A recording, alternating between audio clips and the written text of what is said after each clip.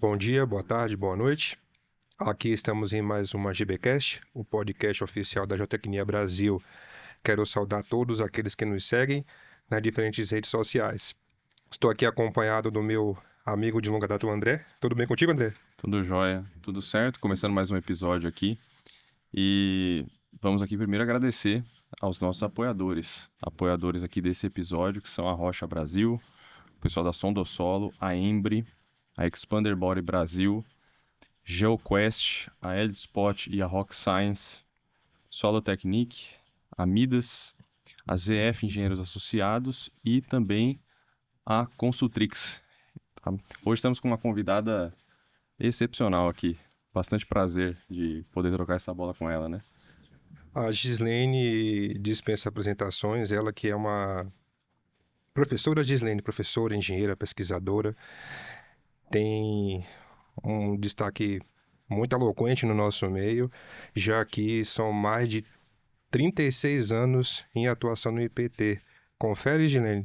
Confere, Thiago. Eu comecei no IPT em 1988 como estagiária, né, quando eu estava cursando o terceiro ano de Engenharia Civil ali na Poli, né, em frente ao IPT. E aí eu comecei o estágio lá e lá fiquei até hoje. Muito legal. E o interessante, o curioso, é que o IPT, coincidentemente, esse ano completou 125 anos. Se a BMS hoje completará 75, o IPT tem 50 anos na frente. Na frente. Bem mais antigo, PT né? bem mais antigo, né? Bem mais antigo. São 125 anos aí dedicados, né, à questão de desenvolvimento tecnológico em diferentes áreas, né? E na nossa área de geotecnia, o IPT sempre foi muito forte, né? Participou Já pensou de que a Gislene tá lá quase um terço do tempo do IPT? terço. Muito legal. Muito legal. Acho que a gente acaba fazendo parte da história, né? E conhecendo muita gente que construiu a sua carreira, construiu a sua história dentro da instituição, né? A Gislene que dispensa apresentações, mas eu posso aqui rapidamente falar um pouquinho do currículo dela. Ela que fez todos os cursos na USP, na Poli. Ela é engenheira civil, com mestrado e doutorado. O mestrado teve a orientação do professor engenheiro Sussumoniama, o doutorado Cláudio Voller. E como foi esse início de carreira acadêmica, Gilene? Quais foram os desafios que você teve ali na sua época de mestrado e doutorado? Você já tinha uma convicção de que trabalharia como pesquisadora no IPT? Como foi esse início? Bom, na realidade, sim, eu comecei minha carreira, vou dizer carreira não, comecei estagiando numa empresa ligada a projetos de transportes. Porque quando eu entrei na Poli, em 1986, os 2 primeiros anos, o curso era em tempo integral. Então, a gente se dedicava exclusivamente ao estudo, né? Tinha aulas de manhã, à tarde. E quando eu passei para o terceiro ano, aí sim começou o período parcial. Então, eu iniciei, logo de cara, eu consegui um estágio na área de transportes, numa empresa privada, trabalhando com projetos de vias. Na sequência, o IPT, na época, fazia concurso para contratar estagiários, né? E aí eu prestei um concurso para o IPT. E aí você era chamado em diferentes áreas, né? A depender do teu desempenho na prova e nas entrevistas, as equipes do IPT chamavam os candidatos, né, para conversar. E eu fui, então, em março de 88, um dos engenheiros que trabalhava na área de fundações, na época, me chamou para uma entrevista e me contou, né, quais eram os desafios, o que eles estavam fazendo no IPT naquele setor, naquele momento. Mas eu realmente era, assim, totalmente crua, vamos dizer assim, né? Eu estava começando o terceiro ano da escola, nem mecânica dos solos eu tinha cursado ainda. Então, tinha menor noção do que era geotecnia, o que eu ia fazer em geotecnia, mas eu achei muito interessante na conversa, né, o que ele colocou, o que eles estavam fazendo. Na época, o grupo estava se dedicando muito à questão de provas de carga, avaliação, né, de desempenho de elementos de fundação, e isso me chamou a atenção. Para mim era uma coisa totalmente nova, e ali eu comecei, então, a aprender um pouco junto, né, com o conhecimento da escola politécnica, né, com as disciplinas, ter um pouco da visão prática, né, do que era feito.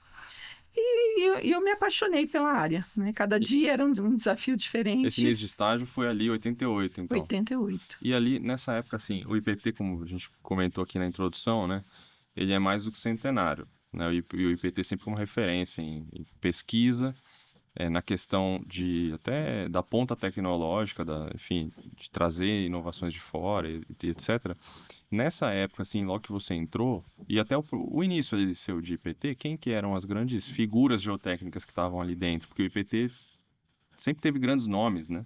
Sim, na época que eu entrei, assim, as duas pessoas que eu tinha bastante contato, vamos dizer assim, meio que mentores, né, foram os meus orientadores, né, o Susumu Niyama, que acabou me orientando no mestrado, e o Cláudio Volle, que me orientou no doutorado. Então, as pessoas que eu tinha mais contato. E, em paralelo, eu tinha muito contato com os professores da Poli, que sempre atuavam também um pouco como consultores ali dos trabalhos do IPT, né, já tinham trabalhado no IPT, né, particularmente o professor Carlos Pinto, o professor Faisal Massad. Era um Privilégio, hein, Edilene? privilégio, né? Uma honra, né? Você estar ali com mestres, né? Então, Legal. eu comecei com, vamos dizer assim, acho que isso também ajudou, né? Com bons mentores na área de geotecnia. Mas aproveitando essa pergunta um pouco mais histórica e considerando que boa parte da sua carreira foi construída na disciplina de fundações, eu recordo-me de que o IPT protagonizou os ensaios dinâmicos em fundações. A exemplo do PDA, do PIT. Compartilhe um pouquinho conosco como foi que houve essa sua interação com os ensaios, como foi que o IPT entrou de protagonista nisso.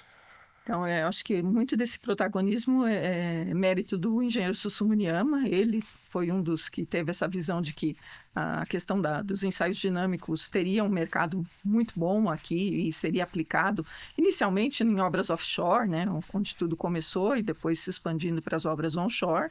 E ele, na época, era meu chefe, né, ele era o responsável pela área. Então, como eu comecei estagiando mais mexendo com provas de carga estática, assim que chegaram os equipamentos, essa parte dinâmica, eu comecei junto, né? Eu comecei a treinar, aprender, fui fazer os cursos de capacitação para poder operar o PDA, operar o PIT.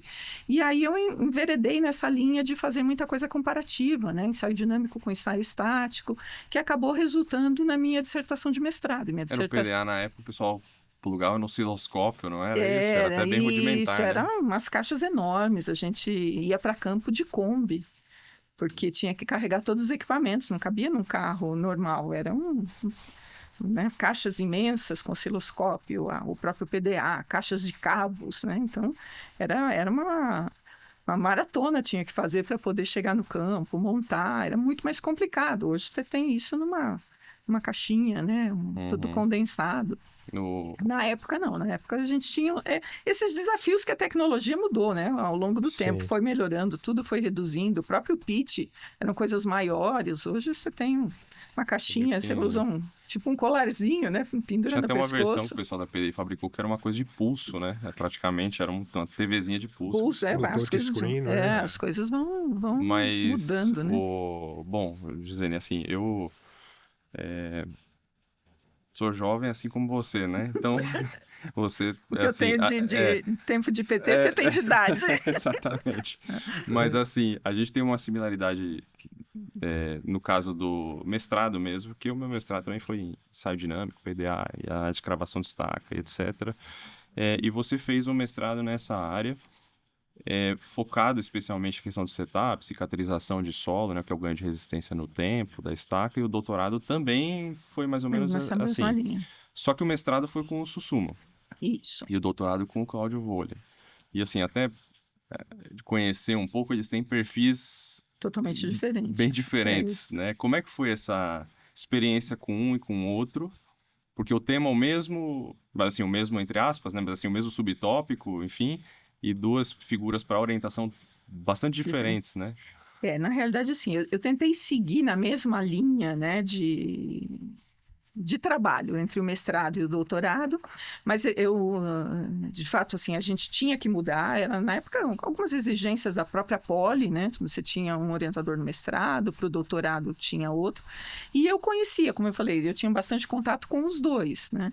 Então, foi uma escolha mais por uma proximidade mesmo de trabalho, né?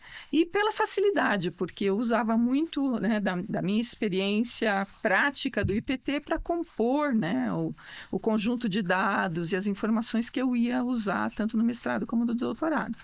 E eu também, eu tenho essa característica, eu gosto sempre de trabalhar com pessoas diferentes. Acho que essa é uma característica minha. Eu gosto, sempre que vem gente nova, eu acho que dá uma oxigenada na equipe, sabe? Traz uma visão diferente. Então, sempre que possível, eu no meu dia a dia, eu gosto de pôr gente nova na equipe, ou quando me chamam para algum trabalho, isso aqui é da área de energia, não é bem a sua área, mas você quer ajudar? Eu quero, porque eu acho que a gente aprende muito com pessoas de outras áreas. E o né? seu perfil é multidisciplinar também?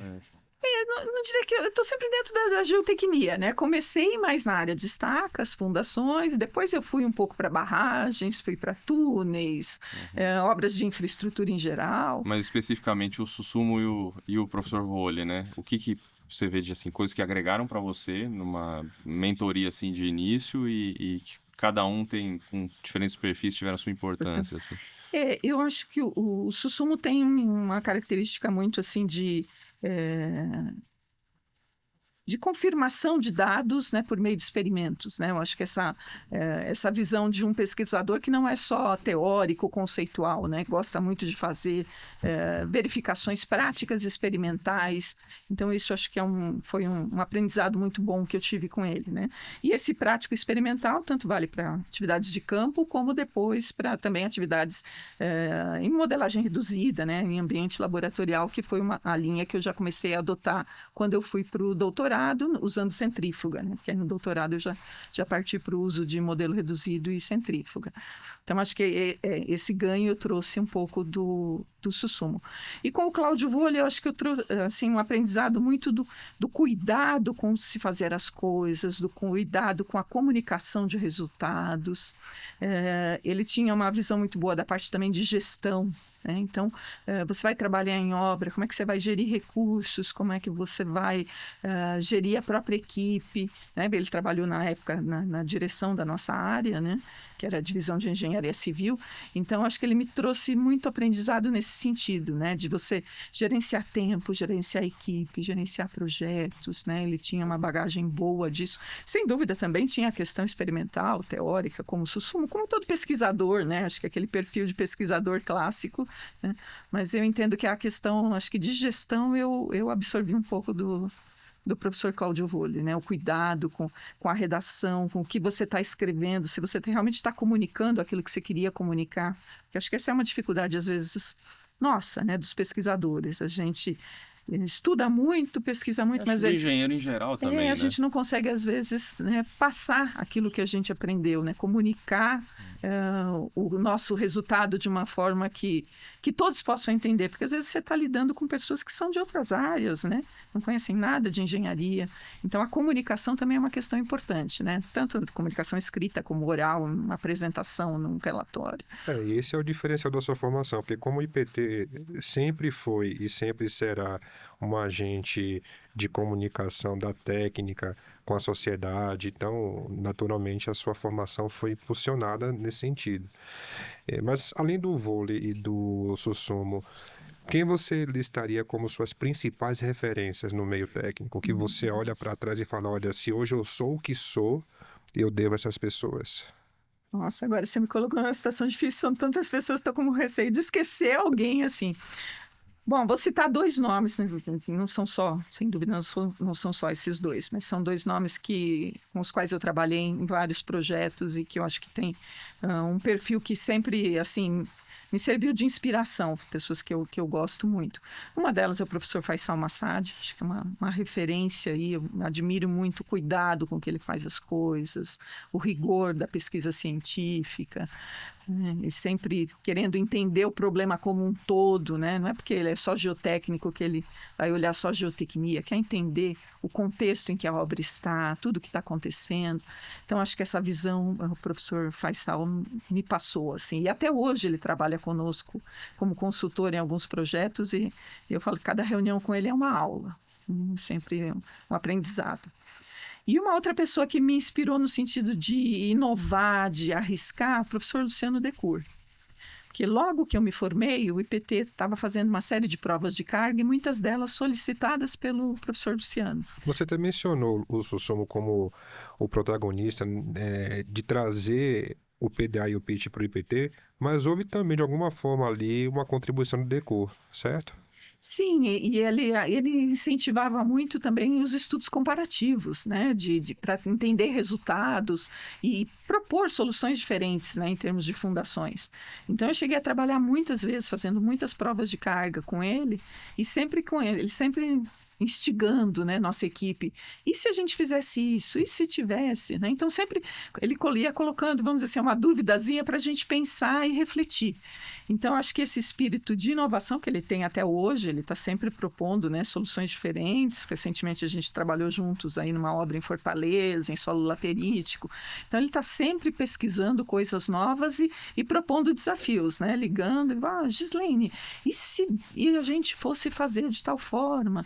Pensa numa solução para isso. Então, ele acaba estimulando, né, que a gente pense em coisas diferentes para sair No fundo, da rotina. a inovação vem disso. Inovação, não precisa ser uma inovação disruptiva, mas uma inovação incremental. Vamos mudar esse detalhe no ensaio, vamos adaptar isso. E às vezes a gente vê, assim, vez ou outra, um ou outro criticando o professor Decur, né? Às vezes fala assim, mas vem umas ideias assim, tudo, né? E criticando isso, mas é assim que funciona, na verdade. Você vai propondo ideias, não são todas que vão ser... Não dá certo, eu acho que é como né, abrir empresas, né? As pessoas abrem... Né? Milhares de empresas, quantas vão para frente? Né? Eu acho que isso cai no campo das ideias também. A gente tem várias, uma vai emplacar, 9 não vão ter e o Decur sucesso. É muito bom nessas sacadas. Né, e ele tem essa visão. Então, eu acho que isso é uma coisa que eu admiro nos profissionais, né? De você ter...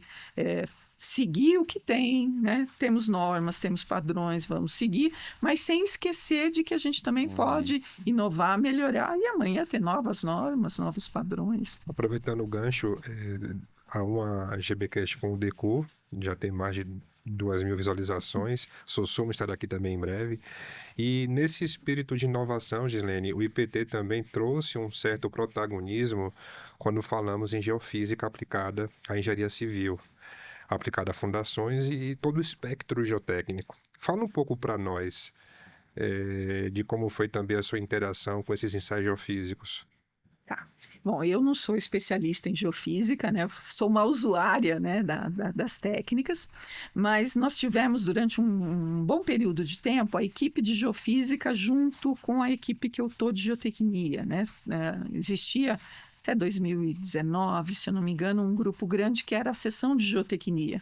E nessa sessão a gente trabalhava junto com os colegas geofísicos. Né? E daí foram surgindo, né, muitas ideias, o pessoal também estudando, desenvolvendo novos equipamentos, novas ferramentas, e a gente começou a aplicar muita coisa também com o incentivo do próprio Luciano Decur, né, fazendo os ensaios de cross-roll, junto com provas de carga, junto com sondagens SPT, e a gente foi, então, trazendo um pouco da geofísica para o dia a dia da geotecnia. E, na minha avaliação, acho que esse eu vejo como um dos grandes... assim, vamos dizer assim, avanços, né, que teve na área de geotecnia, porque cada vez mais a gente esbarra em dificuldades de investigação, né, geotécnica, por diversas interferências de subsolo, de interferências aí no próprio ambiente urbano. E a geofísica entra aí como uma ferramenta super potente, né, de nos dar uma visão inicial da estratigrafia do terreno, presença de água, fluxo de água, presença de matacões, verificação, por exemplo, do tratamento de solo. Né, as interferências. Interferências, tubulações. Então, quer dizer, você tem um espectro muito grande de técnicas, né, de geofísica que você pode usar e que nos ajudam muito, de repente, a delimitar o espaço de investigação, melhor definir o que nós vamos fazer de ensaios destrutivos. Então, vamos começar com os não destrutivos. A partir dessa visão geral que eles nos dão, né, vamos, então, partir para os ensaios destrutivos já melhor posicionados, né, em posições que a gente realmente tem suspeitas ou que precisa ser melhor.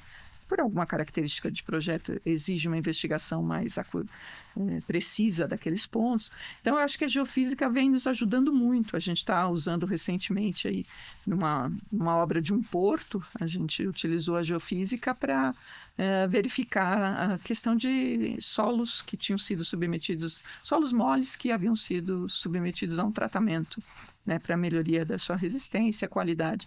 Então, a gente está interpretando isso agora, nesse momento, mas a gente está cada dia tentando colocar a geofísica numa posição, vamos dizer assim, de destaque dentro dos projetos, e a gente está vendo que os Eu resultados acho que são muito bons. essa é uma vantagem do IPT, porque, de certa maneira, como vocês têm não sei se é um departamento específico.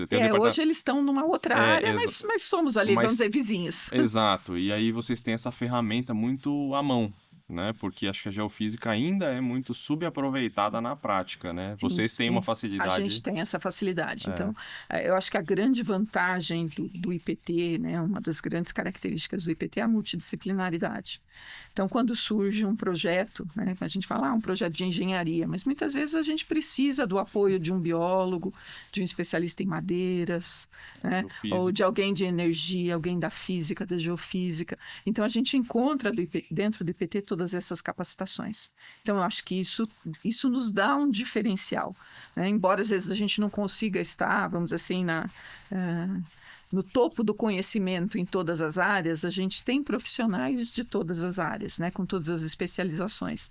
Então, por isso que eu falo que juntar, né, voltando ao que eu tinha comentado no começo, né, sempre trabalhar com pessoas diferentes, pessoas de diferentes áreas, você vai ganhando conhecimento, visões e vai tendo essas sacadas, né? O que dá para você trazer de uma outra área para uma obra de engenharia, para um projeto de engenharia, né? Que recursos você pode utilizar, onde esses seus colegas podem te ajudar, e vice-versa, né? Você fez um apanhado geral muito rico da sua trajetória de passado, de presente. Quando eu olho para trás e vejo toda essa questão dos ensaios dinâmicos, hoje o presente, a geofísica aplicada e o futuro, quais os desafios você enxerga na seara geotécnica no IPT? Bom, no IPT, especificamente no IPT, eu acho que não é só na área geotécnica. Eu acho que um dos desafios que o IPT tem hoje é reter os seus talentos. Eu acho que aí é um problema até que extrapola a questão de geotecnia. Na nossa área, a gente tem muitos mestres, citamos alguns aqui, né? Não citamos todos, mas sem dúvida tem muitas pessoas aí de renome, mas já com uma certa idade, com tempo de carreira. E eu acho que a gente tem uma dificuldade hoje de formar novos profissionais na área de geotecnia. Eu acho que isso é um problema que vem desde as universidades, não é um problema só do IPT, mas eu acho que um problema que a gente sente também dentro do IPT, né? Conseguir trazer profissionais, particularmente para a área de engenharia, né? E reter esses profissionais. O mercado é muito dinâmico, né? Os profissionais mais jovens, muitas vezes, não estão tão preocupados em construir uma carreira longa, diferente do que eu e muitos construíram dentro do IPT, né? 30 e poucos anos. Hoje é muito raro você ver um jovem ficar 5, 6, 7 anos dentro de uma mesma empresa, né? Você tem uma rotatividade muito maior.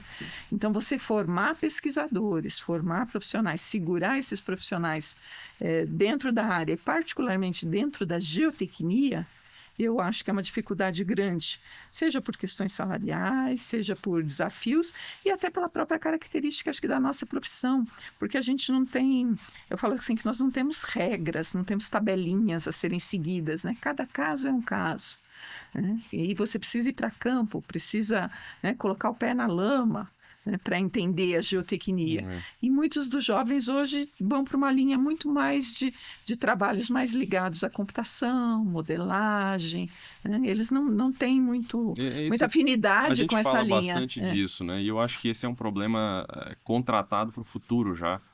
Porque nós já estamos com uma carência de profissionais agora, né? E assim, a gente vê muito em geotecnia a necessidade óbvia, né, da experiência profissional. Então, quer dizer, mesmo que você seja especializado em um nicho, por exemplo, alguém que o cara só projeta contenções de solo grampeado, ele leva muito tempo ainda para passar por todas as situações, todas as intempéries da coisa e todo o aprendizado que vai agregar. E aí, quando você é mais multidisciplinar do que só um nicho, piorou, né? Então... Sem dúvida, porque você demora, demanda tempo você formar um bom profissional, né? E se a pessoa fica, vamos dizer assim, pulando, né, de galho em galho, ela acaba não se especializando Não também cria em nenhuma, não raízes. cria raízes e acaba não se desenvolvendo naquela área. Então, hoje a gente percebe muito isso no IPT, né? A gente tem alguns profissionais, eu vou dizer mais sêniores, assim, que já estão lá na faixa de 65, 70 anos. Depois tem a turma que veio mais ou menos na minha geração ali, que é o pessoal na faixa dos 50 anos. Depois a gente já pula para um gap, que é o pessoal de 30. Então, essa faixa aí entre 30 e 50, a gente tem pouquíssimos profissionais, né, trabalhando. E isso vai gerar, daqui a uns anos, uma lacuna, né, dentro da área de geotecnia. E o pessoal que está saindo hoje, né, a gente vê pouca procura, pelo menos com a minha experiência, né, na atividade acadêmica, eu vejo pouca gente procurando a área de geotecnia. Todo mundo vai para Isso é uma coisa planejamento, curiosa, né? orçamento. São Paulo tinha aquela cultura lá atrás, aquela coisa do Poli Mackenzie, né? Um pouco a rixa e tudo mais. Mas quando você pega o pessoal formado na Mackenzie, formado na Poli, 1990 para trás, até vou dizer, até um 95 para trás, tem muito geotécnico. Tem. Não tem? Turmas assim Eu tô nessa turma, Então, eu tô nessa leva. turmas assim de 16 geotécnicos na mesma turma, o que é um negócio Porque a hoje gente pegou, acho que impensável, também eu acho. uma época que a gente tinha alguns desafios aí de grandes obras sendo feitas, então acho que isso também servia de atrativo. Depois a gente passou um tempo, acho que sem muitas obras, né, de grande importância, de grande vulto, né, acontecendo. E aí a questão da geotecnia acho que ficou um pouquinho... Mas eu acho que isso tende a mudar. E eu acho que hoje, recentemente, o Thiago estava lá também, a gente participou aí do Congresso de Túneis e Obras Subterrâneas, né? Quantos desafios a gente tem Sim. nessa área de túneis e obras subterrâneas a serem enfrentados? Isso vai precisar de mão de obra, né? A gente vai ter que formar profissionais e conquistar, né, essa garotada para a geotecnia. Então, acho que o nosso desafio é trazer cases e chamar essa turma que está se formando agora para participar de eventos, para assistir as coisas do GB, para participar da BMS, né, trazer esse jovem mais para perto do dia a dia do geotécnico, para ver se a gente consegue conquistá-los aí, porque a gente tem muito desafio, muita coisa interessante para ser feita. E hoje não tem nem desculpa, né, Gilene, da pessoa se queixar da falta de informação, porque com tanta iniciativa, a BGE é uma delas, a BMS, tem a própria Geotecnia Brasil, né? Mas já que você mencionou a palavra túnel, não poderíamos deixar de perguntar qual foi a sua primeira experiência com túneis. Minha primeira experiência com túneis foi na década de 90. Foi um túnel para passagem de cabos de eletricidade, saí aqui do centro de São Paulo e ia até a Zona Norte.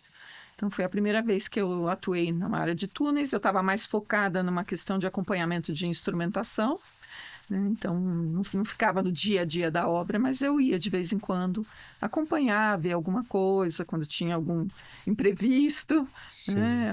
Alguma ocorrência mais significativa, eu acabava indo para a obra. E aí, você falando disso, eu lembro, né, que nessa época, né, a presença de mulheres em obras de túneis era muito pequena, né, mulheres trabalhando com túneis. E eu cheguei a viver isso numa dessas idas para campo, que tinha um pessoal trabalhando numa frente de trabalho. Quando eu desci no poço, todos eles pararam e foram para o poço, ficaram perto da escada, por isso que eu ia dar azar. Mulher dava azar dentro de túnel. Então, alguns saíram do túnel, e coisa que hoje, sem dúvida, a gente tem hoje, né? Paradigma quebrado já, né? Quebrado, tem muitas mulheres trabalhando com isso. Mas eu cheguei a Esse pessoal nos viver dias de isso. hoje já seria mandado embora, pô. Que isso? Não, então, e na época eu acabei me assustando, eu fiquei preocupada, eu falei, será que está com algum problema?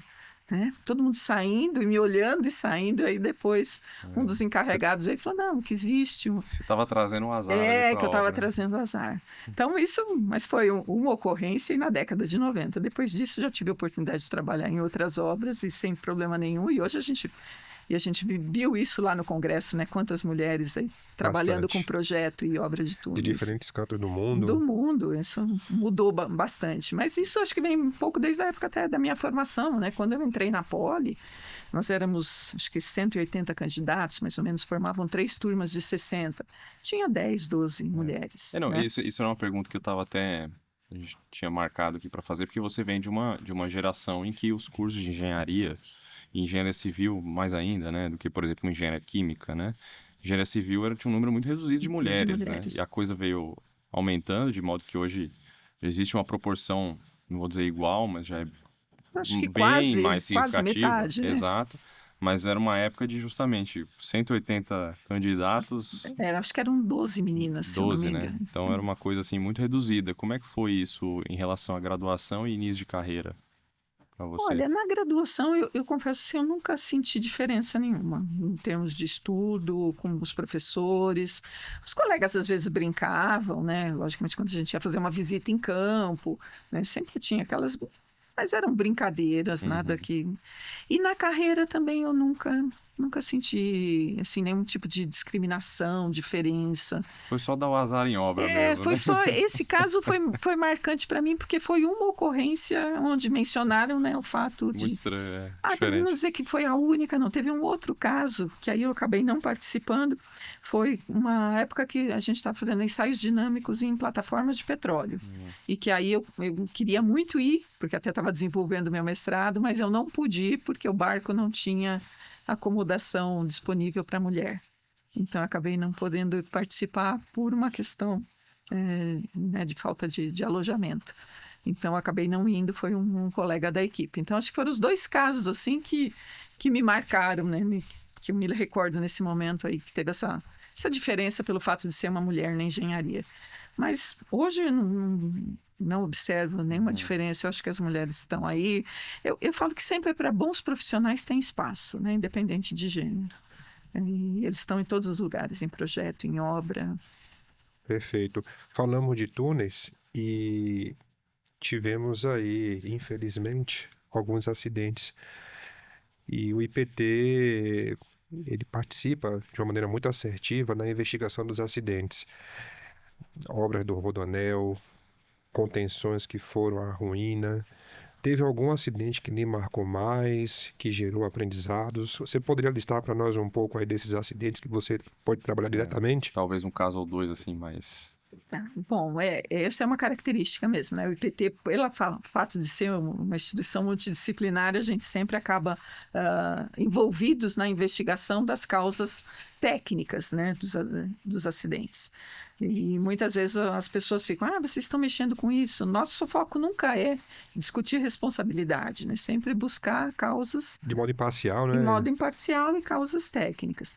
Então, eu particularmente trabalhei no acidente da Estação Pinheiros, trabalhei nesse último que teve na linha Uni, Marginal Tietê. da Marginal Tietê, trabalhei naquela queda de viga que teve do Rodoanel. Trabalhei recentemente em caso de duas pontes em Manaus, próximo a Manaus. Estou hoje me dedicando a um projeto de investigação de acidente num porto também na Amazônia. Então, assim, tem vários cases de acidentes. E embora seja, sem dúvida, uma situação mais estressante, vamos dizer, de você trabalhar, porque existe, né, sempre aquela pressão pelos resultados, né? Principalmente quando tem óbitos, a sociedade Principalmente a pressiona. sociedade pressiona, a imprensa nos procura, então você sempre tem uma Aí entra muito aquele cuidado que você falou do vôlei, né? De escrever bem escrito, saber o que você está comunicando. Saber o que você comunica. Eu acho que esse aprendizado acho que eu trouxe dessa época. Mas fala de um caso assim mais particular que você Um caso acha mais interessante comentar. particular. Bom, vou comentar então os do metrô, que acho que são muitas informações já são públicas aí, né? Eu acho que as grandes dificuldades que a gente teve aí, tanto da Estação Pinheiros como aí da Marginal Tietê, né? A dificuldade de você trabalhar numa investigação de coisas que muitas vezes ficaram soterradas. Então, você tem que fazer um trabalho de arqueologia, né? Tentar resgatar dados, né? E reconstruir a situação pré-colapso, né? A partir de evidências que você consegue coletar dentro de escombros. Muitas vezes você não tem acesso a todos esses escombros, seja por questões de segurança. No caso recente da Marginal, tinha questão de contaminação pela tubulação de esgoto que foi rompida. Então, eu acho que essa é uma dificuldade, que você tem que lidar todo dia, pensar em como obter dados, como obter informações, né, para te subsidiar na sua análise técnica. Então, acho que esse é o grande desafio, da gente trabalhar com coisas que se perderam, né, num colapso. Grande parte das informações muitas vezes se perderam. Uma dificuldade que às vezes a gente encontra, que eu acho que é um problema crônico, né, da geotecnia, é muitas vezes falta de cadastro, né, de informações. Você vai buscar dados, né, de estruturas enterradas da região, você tem que procurar vários órgãos, ficar somando informações. Um está numa coordenada, outro está em outra. Como é que você compatibiliza tudo isso para criar realmente, né, um cenário que seja representativo daquela situação de colapso? Então, acho que esse é um grande desafio. O desafio de você reconstruir, né, um modelo geológico, geotécnico que represente aquele terreno. Né? Quantas sondagens você tem? Onde estão essas sondagens? Elas estão próximas do local do colapso, tão distantes? Como é que você vai reconstruir isso, né? Para poder inferir os parâmetros, né? E checar parâmetros que foram usados no projeto, que estão sendo usados aí Eu acho que dentro da geotecnia, concepção. por ser não exata, né? Também acho que imagino que existe um desafio muito o cuidado de análise em relação a uma questão de imparcialidade daquilo que está sendo avaliado, né? Isso, porque a gente esbarra muito nesse tipo de coisa. A interpretação, né? Se pegar uma coisa simples, uma interpretação de sondagem, se você der, às vezes, para 2, 3 geotécnicos, né, ela pode não exatamente, eles vão interpretar exatamente da mesma forma. Não sei, mas acho que na questão dos colapsos e das perícias, enfim, você tem uma questão também temporal de quando a informação chegou para aquela pessoa, quando chegou para outra pessoa, Sim. qual foi o timing de uma coisa e outra. E o que aconteceu nesse intervalo de tempo, né? Porque a gente trabalha muitas vezes, você está fazendo uma escavação, então você tem um alívio de tensões enorme. Um maciço que você investigou numa época, ele pode estar com um comportamento um pouco diferente agora, depois que você fez a escavação. Então, o que esse alívio de tensões provocou? O que esse fluxo de água gerado pelas essas cavidades provocou? Então, não é uma coisa exata, estanque, né? Eu falo que é muito diferente de um concreto. Você fala lá, o concreto tem um traço, né, 1 para 2, para 3, sei lá, um FCK de 30 MPa, ele está bem definido ali, com uma taxa de armadura, e aquilo vai se permanecer durante boa parte da vida útil dele. Você está com geotecnia, qualquer interferência que aconteceu na redondeza, alguém que fez uma obra, alguém que escavou, injetou alguma coisa, tudo pode estar mudando a característica do terreno. E muitas vezes a gente não tem registro disso, né? Eu acho que esse ponto é um ponto que a gente precisaria melhorar muito como geotécnicos, né? Cadastro de interferências, cadastro de obras e compartilhar as coisas, né? Que assim, não só vai ajudar na análise, como estava comentando, vai ajudar até a ser justo com os envolvidos, né? Sim, sem dúvida, porque cada um... A gente sempre fala que nunca vai ter um culpado, nenhuma única causa, né? Sempre um somatório de fatores e muitas vezes coisas que um acha que o outro já viu e não viu, né? Deveria ter visto, mas não foi visto, né? Então, sempre coisas que acabam passando, às vezes, na rotina corrida das obras, acaba passando meio que despercebido. Uma das coisas que a gente chama muito atenção é a instrumentação, né? Muitas vezes você fala, você vê a obra, nossa, tem instrumentos, né? Um leque enorme, gigantesco, com diferentes tipos de instrumentos. Mas como é que se dá a interpretação dessas leituras, né? E o feedback para todos os envolvidos desse resultado? Então, se isso não acontecer num delta-T, né, um intervalo de tempo muito pequeno, pode né, acabar deflagrando uma situação de risco.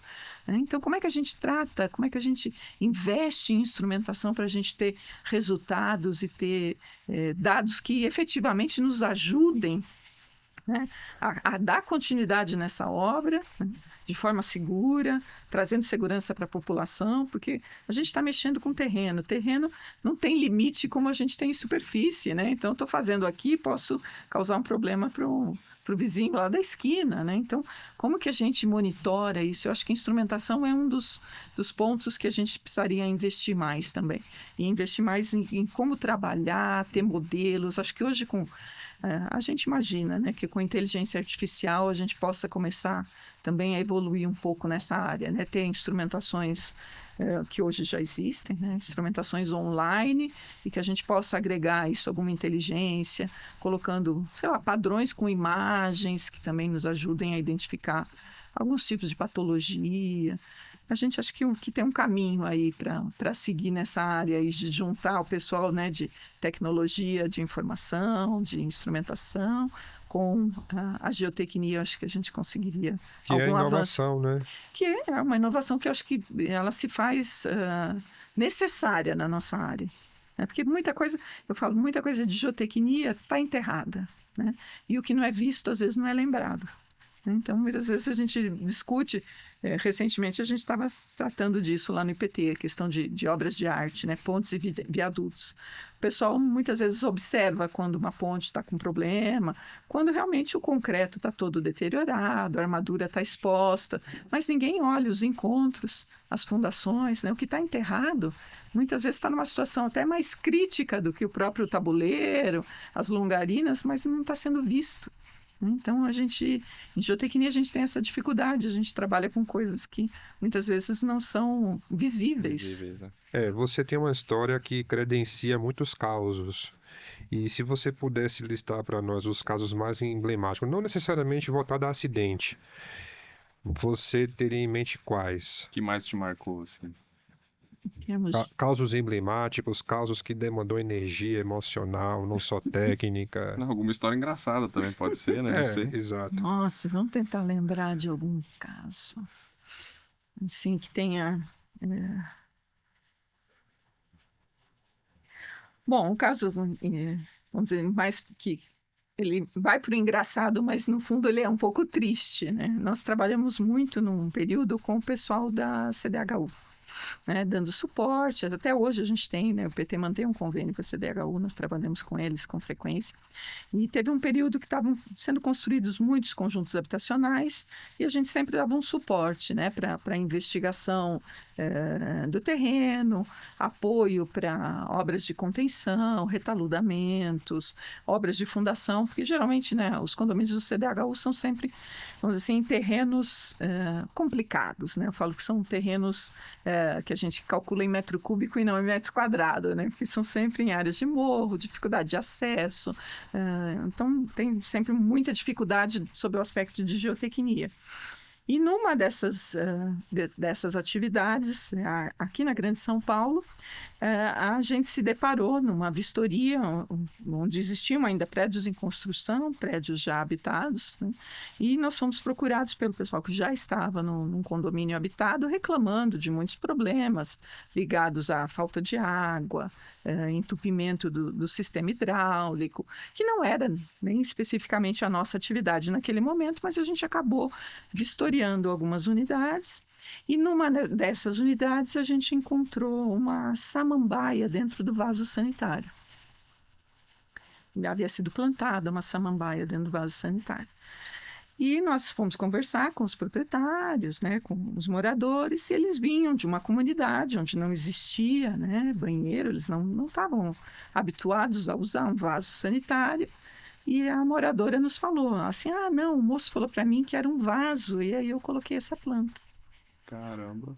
Então, isso para nós, assim, foi Um choque, foi né? um choque. Eu me lembro muito bem desse dia, porque eu falei, o que eu, como engenheira, posso ajudar num caso como esse? Né? A gente está aqui para discutir se tem uma argila siltosa com fluxo de água no talude, e a gente tem um problema social ali crônico, né? Que as pessoas que estão vindo ocupar esse empreendimento não conhecem, né? Não sabem utilizar um banheiro. Né? Então, isso é uma coisa que me marcou, não tem a ver com geotecnia em si, mas eu acho que entra um pouco desse nosso papel, né, na sociedade, como engenheiros de forma geral. O que a gente pode fazer para melhorar, para contribuir, para que esse cenário não se repita. E eu estou falando de uma coisa que aconteceu na Grande São Paulo. Fico imaginando o que não acontece aí. Nesses interiores aí, Interiores, de norte a sul. Norte, região muito carente, né? A gente teve agora, recentemente, trabalhando nesse acidente com pontes, uma carência total, né? Então, uma dificuldade total de você transmitir um dado de lá para São Paulo. Não tem internet, não tem sinal, celular não funciona. Na verdade, assim, é uma loucura pensar que em 2018, se não me engano, teve aquele acidente da queda da marginal, do viaduto da marginal Pinheiros, que cedeu, na verdade, não chegou a romper totalmente, mas enfim, teve uma queda de um tabuleiro, né? E, e isso é em São Paulo, na cara de Né? todo Onde, mundo, onde a entre gente aspas, passa né? todo dia, Passa né? todo Quantos dia. engenheiros passam ali e a Exato, gente não foi então... capaz de E essas obras, assim, antever. Brasil afora, como que funciona isso? Quer dizer, se aqui, debaixo dos olhos de todo mundo, né, aconteceu isso, vamos dizer, uma obra no interior do Piauí ou do Não, não tem. O Tocantins, pessoal, infelizmente, não tem equipes capacitadas, né? E as obras hoje, muitas obras que foram feitas aí na década de 60, 70, estão chegando no seu limite, né, da sua vida útil. O que nós vamos fazer com essas obras, né? Qual vai ser o destino? Uma manutenção dessas grandes obras não é tarefa fácil, nem tão pouco barata, né? E como que a gente monitora, acompanha, toma-se decisão, né? Que indicadores a gente usa para uma tomada de decisão? É melhor demolir? É melhor reconstruir? até tive uma conversa com um amigo há pouco tempo atrás, né, porque, assim, obras de infraestrutura brasileiras foram obras especialmente, assim, a maior parte delas, de 1960, 1990. Certo? Obras de infraestrutura. E aí são obras que estão chegando agora no seu, Chegando, entre aspas, prazo de validade. verdade, Não é chegando isso? no só. Então, assim, há alguns que pensam que essa tendência desses colapsos e problemas e tudo mais tendem a coisa a escalar por conta disso, porque agora você tem muita obra de infraestrutura indo para esse rumo de fim de vida e sem manutenção, né? Eu particularmente tenho muito essa preocupação, porque eu tenho visto, né, e a gente tem recebido no IPT muitas solicitações de atendimento de situações que realmente geram preocupação. E preocupação porque até um tempo atrás a gente não tinha muitas normas nem orientações para manutenção que criasse, vamos dizer assim, um padrão de acompanhamento, né, dessas obras. Hoje a gente já tem a norma, né, que se dedica aí a obras de arte, pontes e viadutos, que já é um grande avanço, que eu acho que a gente passou, que tem a né, cobra aí uma obrigatoriedade de inspeção periódica, mas até que isso seja feito, do tamanho do Brasil que é, a quantidade de obras que a gente tem, Na eficiência. a rapidez com que a gente consegue executar, né? Uhum. Os custos que estão envolvidos. E a hora que você sai aqui dos grandes centros e começa a percorrer áreas um pouco mais afastadas, não precisa ir para o norte. A gente atende muitos casos da Defesa Civil de São Paulo, né? Pontes aqui em áreas rurais, no estado de São Paulo. São situações que muitas vezes causam arrepio, assim, né? Porque às vezes você passa pela ponte e depois vai vistoriar a ponte, né? Você fala, eu passei por aqui, né? Aí, se eu tivesse visto antes... Tem sido muito recorrente, Girene, rupturas, deslizamento de taludes, inclusive não só deslizamento, né, tombamento de rocha, como ocorreu ali em Capitólio, o IPT esteve presente, participando ali de todo o trabalho de consultoria, perícia. Na sua visão, o que é que pode melhorar? Quem é que precisa reavaliar os conceitos? Onde é que o governo entra, a engenharia? À luz da sua experiência, como é que você vê onde pode ser melhorado aqui no Brasil? Olha, eu acho que a gente precisa realmente de ações de governo, né? Políticas públicas, né? Que nos ajudem a construir, né? E já construir já com essa visão de que a manutenção faz parte da obra, né? Então, acho que tudo que for fazer de novo, a gente já precisaria ter esse conceito, né? Eu vou construir uma obra, minha responsabilidade como engenheiro vai até aqui, mas eu já tenho que prever um plano de manutenção, um plano de acompanhamento dessa obra, já fazer o projeto prevendo instrumentação que possa permanecer nessa obra. Então, acho que para as coisas novas, a gente tem, como engenheiros, acho que a gente tem que fomentar isso, né? Como que a gente pode criar coisas novas de forma que a gente consiga acompanhá-las ao longo de sua vida, né? E consiga dar a devida manutenção corretiva ou preditiva ao longo de sua vida. Então você não é tão a favor, por exemplo, é uma conjectura minha, corrija se eu estiver errado, tá? Da estrutura ter uma vida útil. É importante, mesmo no pós-obra, garantir que essa vida útil se prolongue. Porque eu acho que a vida útil depende muito da qualidade da manutenção que você dá. Eu acho que isso a gente vê dentro de casa, né? Você compra um apartamento novo, se você periodicamente não pintar as paredes, não fizer uma manutenção, um reparo preventiva, em pouco tempo o seu apartamento vai estar com uma aparência de um imóvel antigo, né? Já velho, vamos dizer assim. Eu tenho uma visão de que já está na hora de quebrar esse paradigma de que a estrutura tem 50 anos, 100 anos. Ainda mais com esses eventos climáticos A extremos. gente não sabe o que nós vamos ter daqui 50 anos, né? Lógico que acho que a gente tem que projetar pensando num horizonte pela característica dos materiais, durabilidade dos materiais. Mas se você conseguir fazer uma manutenção adequada, né, essa vida útil pode ser prolongada, né? Ou você pode chegar à conclusão de que, eventualmente, essa obra vai ter que parar de operar até num período anterior, por alguma característica, alguma ocorrência que tenha dito que talvez encurte a vida útil ou limite a sua, pensando num Então, viaduto, ou é. limite o carregamento para que ele possa continuar operando. Obras de contenções, às vezes não entra na minha cabeça um pouco não ter um mínimo plano de manutenção de drenagens das contenções, no mínimo, no né? mínimo, porque geralmente o que derruba uma obra de contenção É é a o água, acúmulo né? de água. Exato. Então, assim, E como parece é uma que coisa você tão trivial, quem né? faz manutenção de barbacã? Exato. Então, o que a gente mais vê por aí são os barbacãs totalmente Mas obstruídos, né? deixa eu, Gisele, queria voltar numa questão do IPT, até para te fazer uma pergunta provocativa sobre a atuação do IPT, na verdade, sobre o cenário atual do IPT, né? Não minha opinião, mas é mais para provocar uma Não, resposta claro. nesse sentido, né? O IPT é mais do que centenário, né? E ele é um instituto de pesquisas tecnológicas, né? E o IPT, assim, tô dando uma visão até, obviamente, de fora e tudo, mas passa uma ideia de que ele tem cada vez mais entrado no meio prático para atuação de mercado, certo?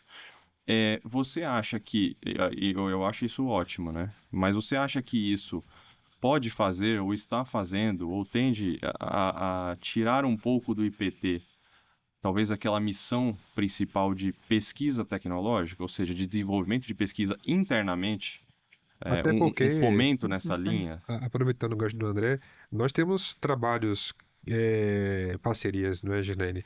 E recentemente fomos desafiados aí a estudar novas soluções de contenções, a entrar a esfera da modelagem. Nesse sentido, você acha que isso pode esbarrar na missão principal? Eu acho que é um desafio que o IPT tem que enfrentar, está enfrentando e eu acho que tem que enfrentar para o futuro. Dosar, né, a sua dedicação para a pesquisa e desenvolvimento, né, e a sua dedicação para o atendimento do que a gente chama de serviços tecnológicos. A missão do IPT é atender a sociedade, né, agregar valor às questões da comunidade. E isso você pode fazer tanto na prestação de serviço como na pesquisa, né? Agora, o dosar é que eu acho que é a grande dificuldade, porque hoje a prestação de serviços entra forte, né, até por uma questão de sobrevivência econômica, né? Então, o IPT não é 100% subsidiado pelo governo, então a gente eu tem que comecei a minha ter... pergunta falando que eu achava bom, porque justamente eu entendo que o IPT vai receber recursos públicos e também cria uma outra linha de linhas de recursos recursos privados privados. para que isso seja mais eficiente em relação à pesquisa, né? Porque os recursos públicos não cobrem, né, integralmente os Mas é o custos equilíbrio. de manter a instituição no porte, no tamanho e com a multidisciplinaridade que ela tem. Então, ela tem que vender, né? Vamos dizer assim, ter que buscar recursos em outras fontes. Essa busca de recursos em outras fontes que muitas vezes vem com essa prestação de serviços. E esse equilíbrio hoje está bom, na sua visão? Como Para a área de pesquisador, geotecnia, tá? como pesquisador, a gente sempre quer mais dinheiro para pesquisa, né? Eu acho que esse tá na nossa veia. A gente sempre gostaria de ter mais possibilidades. Mas, por outro lado, eu vejo também que hoje você tem a possibilidade, seja com agências de fomento ou mesmo com empresas privadas, de você fazer parcerias e colocar desenvolvimento e serviço tecnológico junto. E eu acho que esse é o nosso desafio, né? De formatar projetos, né, que eles possam ter, num primeiro momento, esse atendimento mais imediato, como a gente está falando, acúmulo de água em contenções, bom, mas o que a gente pode fazer para mudar isso? Então, você atende um problema real no presente e, junto com essa venda desse projeto, você desenvolver alguma outra coisa, agregar um conhecimento, né, como o Tiago mencionou, a gente está estudando um caso lá que tem um problema de um talude, mas a gente está colocando uma modelagem numérica para entender como que aquela solução funciona. Então, a gente, ao mesmo tempo que está entendendo, né, o que causou um problema e tentar dar uma orientação para a correção das questões, melhoria da estabilidade de uma certa obra, por trás a gente tem um aspecto de estudo envolvido nesse projeto, que é entender como é que aquela solução foi desenvolvida, onde ela pode ser melhorada. Então, ele tem um viés de pesquisa também. E eu acho que a grande dificuldade que a gente tem hoje é de vender isso para o mercado, porque às vezes o mercado é muito assim, ele quer resolver aquele problema e só. Acabou ali e o próximo é o próximo. Eu não vou investir dinheiro agora, quando tiver o próximo. Então, essa dificuldade de você conciliar a pesquisa com as questões financeiras, a questão de timing também, né? Muitas vezes uma pesquisa você não responde em 1, 2 meses, e às vezes o mercado tem essa necessidade de uma solução imediata, né? Então, não, eu preciso entregar essa obra daqui 6 meses. Não dá para esperar vocês desenvolverem um ensaio, fazer um modelo reduzido, né? Para poder entender melhor o comportamento, fazer uma modelagem numérica. Às vezes a gente não tem tempo para casos concretos, né? Então acaba virando mais uma prestação de serviço e a pesquisa fica meio a reboque ali, né? Mas nesse gancho de abrangência do IPT, o que poucas pessoas sabem, pelo menos era um fato desconhecido para nós, né? O IPT hoje ele tem outras unidades. Ele tem unidade em Manaus, São José dos Campos. Muitos, inclusive, acham que é só em São Paulo. Fala um pouquinho para nós dessa interação com outros estados e as outras filiais. O IPT está expandindo, né, criando alguns núcleos, né? Então, você citou São José dos Campos, a gente tem Franca, Manaus. Esse ano abriu Piracicaba, tem uma perspectiva aí de abrir um escritório em Brasília também. Então, isso está facilitando um pouco a nossa atividade, porque a gente tem agora, né, pessoas, vamos dizer assim, localizadas em algumas áreas, né, que elas acabam captando necessidades locais, projetos locais que são feitos juntos, né, com a equipe que está aqui na sede, que é o grande... a grande concentração de profissionais está aqui na sede em São Paulo. Mas a gente acaba interagindo e conhecendo, né, tendo esse aprendizado aí com problemas de regiões que a gente às vezes nem sabia. Nossa inserção mesmo na região amazônica está muito associada aí também à presença do nosso escritório agora lá, né? Então, a gente sempre tem, né, um representante que a gente chama lá de um gerente de negócios que fica em cada um desses escritórios. Ele sempre olha, estamos aqui com um problema, a Defesa Civil falou que está com uma certa dificuldade, como que a gente pode ajudar?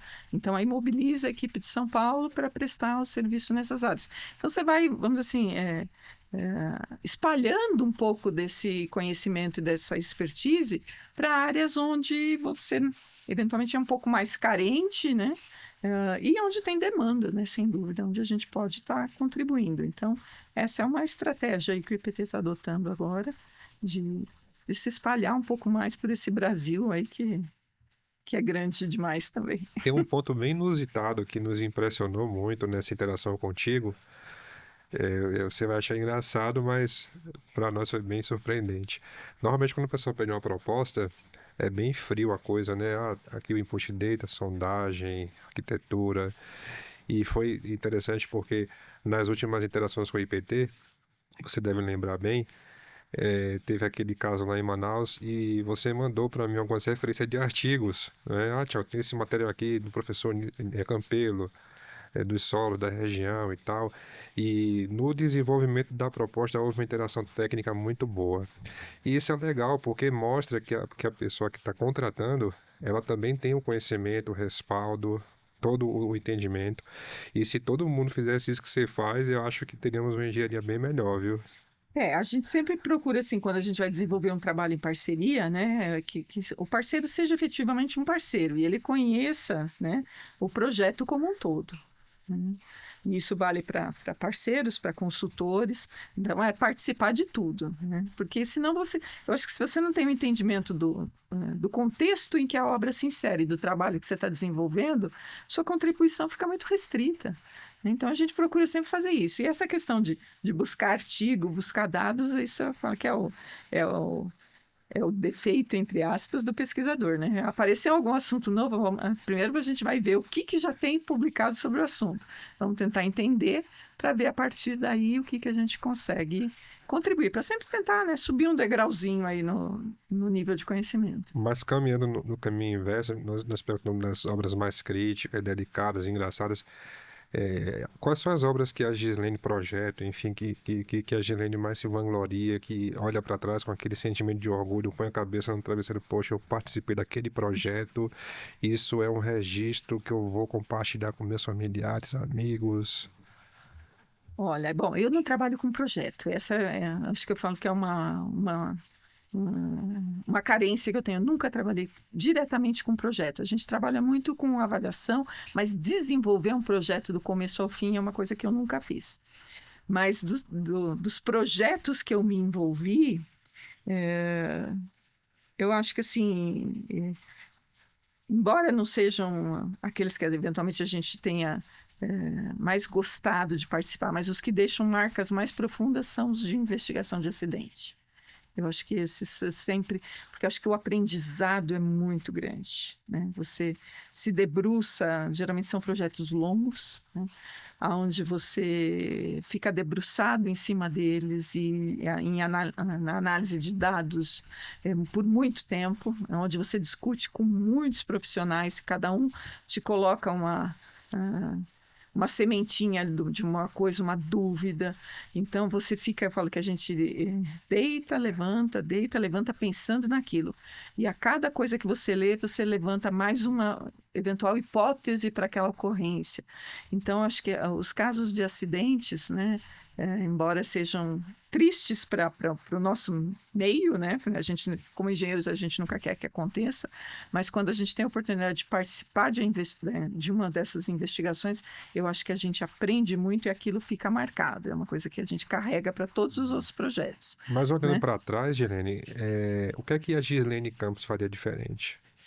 O que eu faria diferente? Bom, em termos de carreira, eu não sei se eu mudaria muita coisa, não, Tiago. Eu acho que o que eu fiz, assim, não me arrependo de nada do que eu fiz.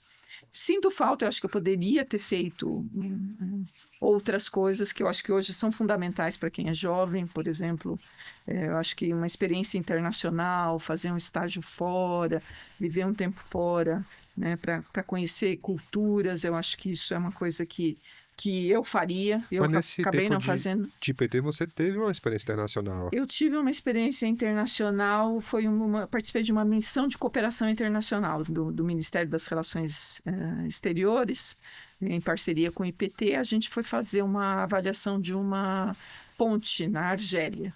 Foi uma experiência internacional, foi muito rica, né? E eu gostaria de ter feito outras. Eu acho que isso foi um caso que eu participei, né? 10 dias trabalhando num país com uma língua diferente, uma cultura de engenharia totalmente diferente. Então, você convivendo com profissionais que trabalham né, tem uma dinâmica de trabalho diferente, você conhecer como é que eles olham o problema, como é que eles investigam, como é que eles tratam, interagir com eles no campo, né? Uma coisa, eu acho que é um aprendizado enorme, né? Mas que foi muito curto. Né? No meu caso, foi uma coisa de alguns dias. E eu acho que para os profissionais mais novos, isso é uma experiência rica que vale a pena o pessoal explorar, né?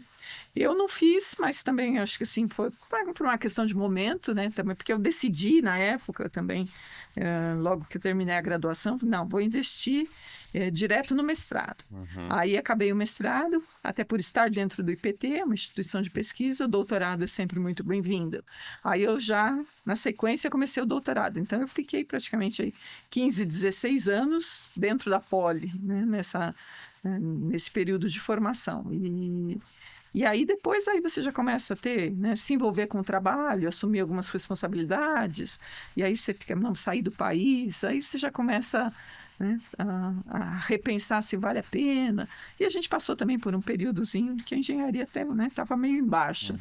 E aí também não foi um período que estava muito motivador aí para a gente fazer coisas muito diferentes. Gislene, para a gente até encerrar a conversa aqui, mas eu queria aproveitar a professora Gislene aqui, né? E te perguntar o seguinte, em relação ao pessoal mais jovem, a essa formação, que a gente até passou por alguns pontos aqui na conversa, né, sobre isso. Pensando na formação do jovem como uma posição até de pesquisador e para ser um bom engenheiro geotécnico, no final das contas, né? O que você acha que são lições, conselhos e até desafios hoje para os jovens, para que esse jovem de hoje, que muitas vezes tem a rotatividade e outras coisas, mas que ele consiga trilhar uma carreira geotécnica para chegar a ser um bom geotécnico ali futuramente? Olha, eu acho que a gente tem um desafio aí que é rever, repensar um pouquinho os currículos, né, das universidades. Eu acho que esse seria um primeiro passo. Eu trabalhei, dei aula na graduação até 2018. E uma das minhas frustrações é isso, é você muitas vezes não conseguir mexer em currículos, mexer na dinâmica de aulas e na estrutura, né, que as universidades oferecem. Porque eu acho que dentro da universidade é que você começa a plantar essa sementinha da geotecnia, né, e das várias outras áreas aí da engenharia civil. Mas eu acho que a gente tinha que primeiro mexer no currículo, né? E para o estudante em si, eu acho que assim, é explorar ao máximo todas as oportunidades e trabalhar sempre com pessoas diferentes, né? Eu acho que isso, você buscar a multidisciplinariedade, buscar conviver com profissionais de áreas afins, né? Então, engenheiro, vou trabalhar com geólogo, vou trabalhar com físico, vou trabalhar com geofísico, porque eu acho que essa vivência, né, esse olhar diferente de cada profissional para o mesmo problema te ajuda a crescer. Então, eu acho que você buscar equipes multidisciplinares e, de novo, né, voltando àquela questão que hoje o jovem não quer, às vezes, muito ir para campo, eu acho que é fundamental, né? Não dá para você formar um bom engenheiro e muito menos um bom engenheiro geotécnico, né? Só com trabalho de escritório, só olhando modelos matemáticos. Eu acho que ele precisa desenvolver um feeling de campo, né? Uma sensibilidade para entender, vivenciar casos reais. Então, acho que mesclar um pouco dessa experiência, né, de trabalhos de escritório, trabalhos com computador, que hoje é a paixão dos jovens, né? Tudo é no computador, no tablet, no celular. Então, acho que mesclar um pouco isso com o pisar na lama mesmo, né? Com sujar a mão lá no Unir a campo. academia com a prática, né? Unir a academia com a prática. E eu acho que isso, a universidade tem um papel fundamental de começar a incutir nos alunos essa questão, né? Colocar nos seus currículos mais atividade prática, mais vivências, né? E porque muitas vezes fica muito na teoria, né? E essa é uma dificuldade que eu tive, acho que muitos tiveram, né? A hora que você se forma e te coloca numa obra, muitas vezes você não sabe por onde começar, né? Você tem que perguntar para o mestre, tem que perguntar para o carpinteiro, né? Algumas coisas que teoricamente são básicas, mas que a gente não vê na universidade. Então, acho que é trazer essa prática, né, essa vivência prática, mais aproximar os currículos, né, mais dessa prática mesmo da engenharia, seria um ponto de partida para que esse jovem já chegasse no mercado, né, um pouco melhor preparado, porque a gente tem visto algumas coisas complicadas hoje, né, com o pessoal que se forma e uma sondagem SPT, né, tem dificuldade de interpretar, nunca viu. Então, tem gente se formando sem nunca ter acompanhado uma sondagem SPT. Ok, dica da professora Gislene, professora, engenheira e pesquisadora.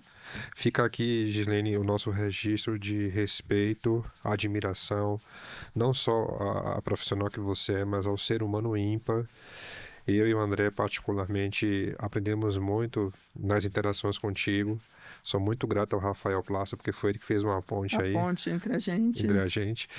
E parabéns por tudo que você representa para a geotecnia brasileira, pelos 37 anos aí atuando, não só em prol do IPT, mas em prol da sociedade, em prol da engenharia. E fica aqui, para todos os nossos seguidores, a entrevista. Que privilégio, viu, Gislene? Muito obrigado por Nossa, tudo. um privilégio é todo meu aí, um prazer estar aqui com vocês. A gente sempre bate papo, mas não nesse formato, né?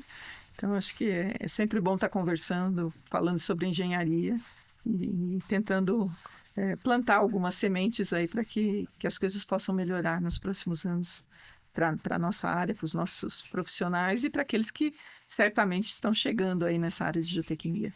Ok, Muito obrigado. obrigado Tá pelo certo, convite Gislene. aqui. Bom, então encerramos o papo aqui. Queria agradecer você que nos acompanhou. Fica também ligado aí que esses episódios, esse e outros episódios também estão disponíveis no nosso Spotify, não só aqui no YouTube. Tá bom? Grande abraço a todos e até a próxima. Falou, Tchau, tchau. pessoal. Um abraço.